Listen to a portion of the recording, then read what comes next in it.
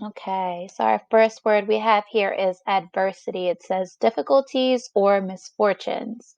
And the action we came up with that was kind of our fist colliding, right? Because it's very difficult to push through them and misfortunate. However, we overcome them because we overcome adversity in this classroom. So she overcame adversity with grace and resilience. How can you help those that face more adversity than us or than you?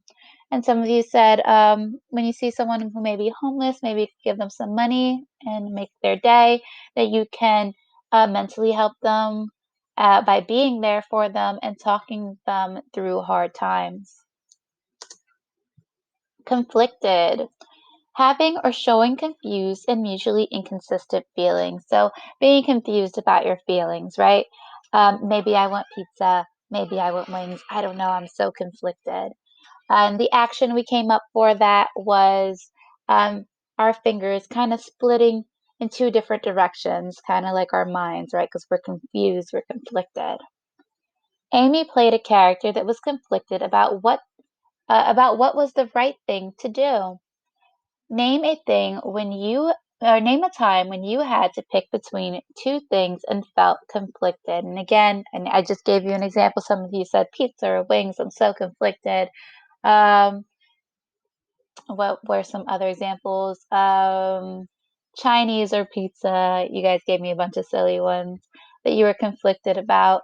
Um, whether to go to Disney World or Disneyland, we were conflicted about these things.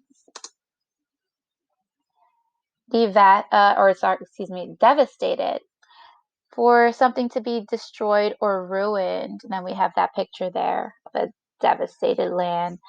Um, so the action we came up with was this is our beautiful land or our home, and it is being destroyed and ruined. It is devastated.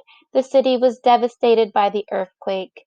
What can the government do to help after a devastation such as an earthquake, a pandemic, wildfire, and a tsunami? And these were just some examples. And you guys came up with relief funds. That was really good. Someone said planting more trees, which is a really good one. Someone said coming together to save people that are stuck, which that happens a lot in like tsunamis or floods. You guys came up with a lot of good ideas for devastated and how the government can help. Inhabitant, a person or animal that lives in or occupies a place. And then we have our little island, just like our picture here, and we have our little friend, and it was an inhabitant walking around, right? So the last inhabitant of the island left after the earthquake. Name some places that you are or once were inhabitants of. And some of you said you used to live in Florida. You were an inhabitant of Florida. Some of you say that you were, or some of you said you were an inhabitant of your home, which you definitely are. We also talked about how we are all inhabitants of St. Vincent and of New Jersey, right? All right, boys and girls. You may continue on to your assessment, and again, good luck.